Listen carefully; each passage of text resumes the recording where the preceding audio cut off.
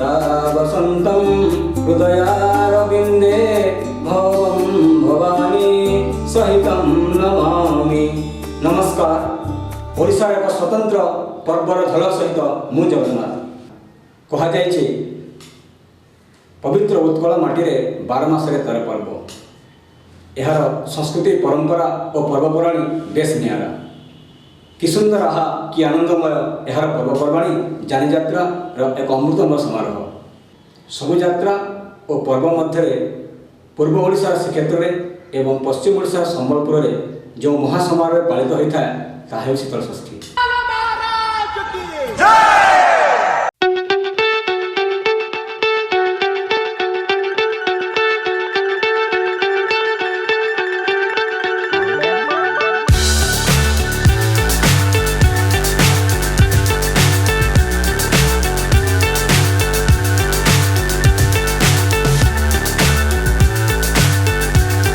देवादिदेव महादेव एवं जगज्जननी माँ पार्वती लौकिक विवाह शीतल षष्ठी नाम नामित। ए लौकिक विवाह परंपरा देवमंडल मर्त्यमंडल को बेस समारोह पालित होता है पश्चिम ओडिशार विभिन्न नगर में। पश्चिम ओडिशार प्राणकेन्द्र भाव में परिचित संबलपुर सहर में एवं आउ एक सहर बरपाली में यह सर्वपुरातन ए पर्व। यह सहित बलांगीर एवं सुंदरगढ़ शिवालयर विभिन्न स्थान में यह पर्व एक गणपर्वर ना नहीं। पौराणिक कथावस्तु अनुसार सांस्कृतिक एवं पौराणिक तत्व अनुसार यह शीतल षष्ठी पर्व महासमारोह में विभिन्न रीतिकांति पालित होता है।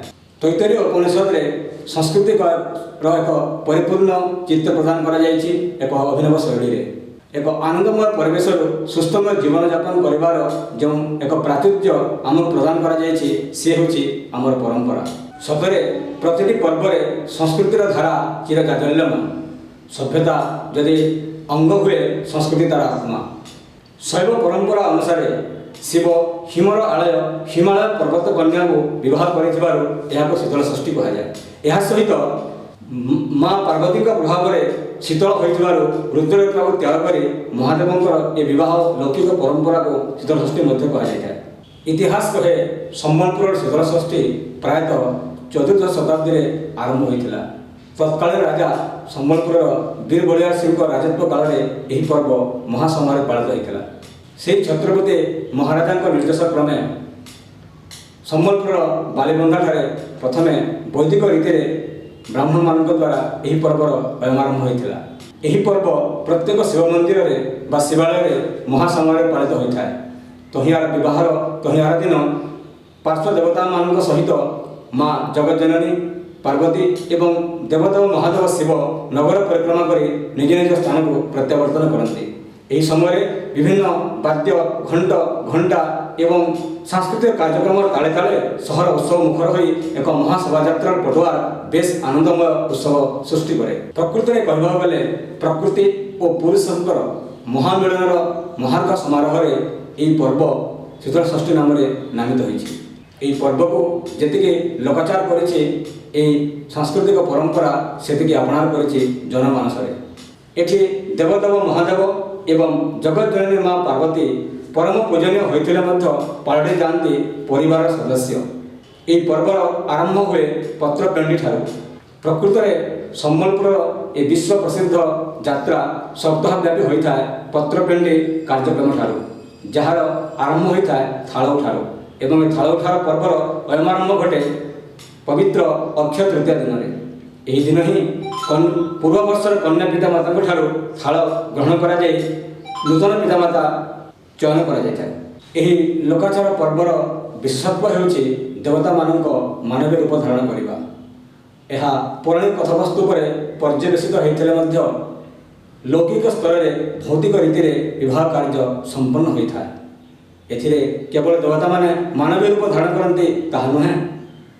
देवता मान सहित लोक माने एवं यक्ष रक्ष किन्नर समस्ते देवदेव महादेव एवं माँ पार्वती विवाह कार्य सामिल होता। विभिन्न सांस्कृतिक कार्यक्रम पटुआर जो नगर परिक्रमा कर निजर मंदिर को प्रत्यावर्तन करती ये दृश्य बेस नियारा। अतीव जनादृत जी लोकाभिमुखी से अपनार कर जनसमाज को। প্রচণ্ড রৌদ্রতাপ সত্ত্বে এক অমৃতম আশার সৃষ্টি করেছে এই পর্ব।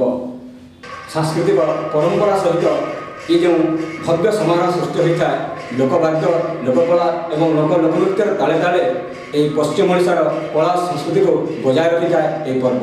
পশ্চিম ଓଡ଼ିଶାର লোককলা দুলদুলি, বাজা,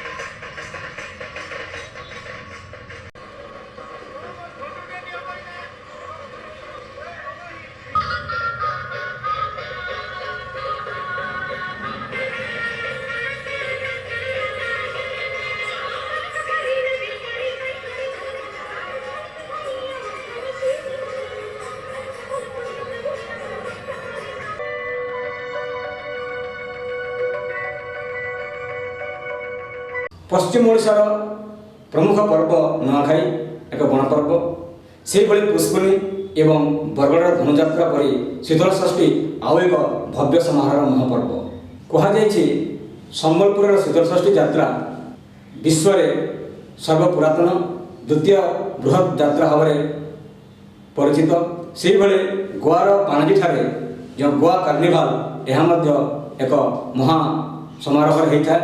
ଏହା ବିଶ୍ୱର ସର୍ବବୃହତ୍ ଯାତ୍ରା ଭାବରେ ପରିଚିତ। ସତରେ ପ୍ରଥମେ ଗୋଟିଏ ନିର୍ଦ୍ଦିଷ୍ଟ ସ୍ଥାନରୁ ଏହି ଶୋଭାଯାତ୍ରା ଆରମ୍ଭ ହେଉଥିବା ବେଳେ ଏବେ ସମ୍ବଲପୁର ସହରର ଆଉ କୌଣସି ଜାଗା ବାକି ନାହିଁ, ଯେମିତିକି ବଡ଼ବଜାର, ନନ୍ଦପଡ଼ା, ଝାଡ଼ୁଆପଡ଼ା, ମୁଦିପଡ଼ା ଏବଂ ଠାକୁରପଡ଼ାରୁ ତଥା ବୁଢ଼ାରାଜା ଅଞ୍ଚଳରୁ ମଧ୍ୟ ଏକ ମହାଶୋଭାଯାତ୍ରା ଆରମ୍ଭ ହୋଇଥାଏ। ଏଥିରେ ଦେବଦେବ ମହାଦେବ, କେଉଁଠି କଳ୍ପେଶ୍ୱର, କେଉଁଠି ଗୁପ୍ତେଶ୍ୱର, କେଉଁଠି ସୋମନାଥ ବାବା, କେଉଁଠି ବାଳକେଶ୍ୱର, ଏମିତି ଶିବ ଦେବତାମାନେ ଏଥିରେ ସାମିଲ ହୋଇଥାନ୍ତି। ପ୍ରକୃତରେ ପ୍ରଚଣ୍ଡ ରୌଦ୍ରତାପ ସତ୍ତ୍ୱେ ଏକ ସ୍ନିଗ୍ଧ ଶୀତଳ ସ୍ପର୍ଶ କରି ଜନମାନସରେ ଶୀତଳଷଷ୍ଠୀ ପର୍ବ। ଏହି ପର୍ବ ଶାନ୍ତି, ମୈତ୍ରୀ, ପ୍ରୀତି ଏବଂ ସଦ୍ଭାବନା ଭାବନାର ଏକ ବିଶେଷ ମହତ୍ଵ ପ୍ରଦାନ କରିଥାଏ, ବାର୍ତ୍ତା ଦେଇଥାଏ। ତେବେ ଏହି ପର୍ବର ଯେଉଁ ସଫଳତା ଯେତିକି ନିଆରା ଏବଂ ଉପଭୋଗ୍ୟ ହୋଇଥାଏ, ତା ପଛରେ ଯେଉଁମାନଙ୍କ ପ୍ରଚ୍ଛନ୍ନ ହାତ ରହିଛି ସେ ହେଉଛି ପୋଲିସ ଆଉ ପ୍ରଶାସନ। ଏହା ସହିତ ବିଭିନ୍ନ ଆନୁଷ୍ଠାନିକ ଏବଂ ବିଭିନ୍ନ ସଂଘ ତଥା କ୍ଲବମାନଙ୍କର ସଭ୍ୟମାନଙ୍କର ଅହରହ ଦିବାରାତ୍ର ସେବା ଦ୍ୱାରା କେଉଁଠି କିଏ ପାଣି ବଣ୍ଟନ କରୁଥାଏ ତ କିଏ କେଉଁଠି ଜଳପାନର ବ୍ୟବସ୍ଥା କରିଥାନ୍ତି। ଏହି ପର୍ବରେ ପ୍ରଥମେ ଦେବ ନିମନ୍ତ୍ରଣ ପରେ ନିଜର ଜ୍ଞାତି କୁଟୁମ୍ବ, ସହୋଦର ଏବଂ ବନ୍ଧୁବାନ୍ଧବମାନଙ୍କୁ ମଧ୍ୟ ନିମନ୍ତ୍ରଣ କରାଯାଇଥାଏ। ଏହା ଲୌକିକ ସ୍ତରରେ ଭୌତିକ ରୀତିରେ ବିବାହ କାର୍ଯ୍ୟ ସମ୍ପନ୍ନ ହେଉଥିବାରୁ ସମସ୍ତ ଅତିଥି ଏବଂ ବନ୍ଧୁବାନ୍ଧବଙ୍କର ବେଶ୍ ସମାରୋହ ହୋଇଥାଏ। ସମସ୍ତେ ନିଜ ନିଜର ବନ୍ଧୁବାନ୍ଧବମାନଙ୍କ ଘରକୁ କୁଣିଆ ଲୋକ ଆସିଥାନ୍ତି ଏବଂ ଏହି ଯାତ୍ରାରେ ସାମିଲ ହୋଇ ଏହି ପର୍ବକୁ ଆହୁରି ଲୋକାଭିମୁଖ କରିଦିଅନ୍ତି। ପୂର୍ବ ଓଡ଼ିଶାର ପବିତ୍ର ମାଟି ଶ୍ରୀକ୍ଷେତ୍ରରେ ରଥଯାତ୍ରା ପାଳିତ ହୁଏ ମହାସମାରୋହରେ, ଯେଉଁଠି ରଥ ପଥ ଭକ୍ତ ଏକାକାର ହୋଇଯାଆନ୍ତି ଆଉ ଶ୍ରୀଜୀଉମାନଙ୍କର ଦର୍ଶନ ଦିଅନ୍ତି ଭକ୍ତମାନଙ୍କ ଗହଣରେ। ଶୀତଳଷଷ୍ଠୀ ତାଠାରୁ ସେ ଗୁଣରେ କମ୍ ନୁହେଁ। ପ୍ରକୃତରେ ରୌଦ୍ରତାପ ସତ୍ତ୍ୱେ ମଧ୍ୟ ଏହି ବିବାହ କାର୍ଯ୍ୟ ପରେ ପରେ ପୃଥିବୀରେ ଶୀତଳ ବା ଥଣ୍ଡା ସ୍ପର୍ଶ ଅନୁଭୂତ ହୋଇଥାଏ। ସର୍ବେ ସୁଖିନ ହୁଅନ୍ତୁ, ସର୍ବେ ସନ୍ତୁ ନିରାମୟ, ସର୍ବେ ଭଦ୍ରାଣୀ ପଶ୍ୟନ୍ତୁ, ମା କର୍ଷିତ ଭାବେ। ଧନ୍ୟବାଦ ଦର୍ଶକ ବନ୍ଧୁ ଆଉ ଶ୍ରୋତା ବନ୍ଧୁ। ମୁଁ ଜଗନ୍ନାଥ। ଏ ମୋର ପ୍ରଥମ ପ୍ରୟାସ ୟୁଟ୍ୟୁବ୍ ଭିଡ଼ିଓ ମାଧ୍ୟମରେ ଏମିତି ଏକ ଓଡ଼ିଶାର ବିଭିନ୍ନ ପର୍ବପର୍ବାଣୀମାନଙ୍କୁ ନେଇ ଗୋଟେ ଗୋଟେ ଝଲକ ଆପଣମାନଙ୍କ ପାଖକୁ ପହଞ୍ଚାଇବି। ଆପଣମାନଙ୍କର ସ୍ନେହ, ଆଶୀର୍ବାଦ ଏବଂ ଭଲ ପାଇବା ଥାଉ। ଭଗବାନ ଆପଣମାନଙ୍କର ମଙ୍ଗଳ କରନ୍ତୁ, ପରିବାର ମଙ୍ଗଳ କରନ୍ତୁ। ଯଦି ଭିଡ଼ିଓଟି ଭଲ ଲାଗିଛି ଆପଣ ଲାଇକ୍ କରିବେ, ସେୟାର କରିବେ ଏବଂ ଆମ ସହିତ ଏମିତି ଟଚ୍ରେ ରହୁଥିବେ। ଧନ୍ୟବାଦ।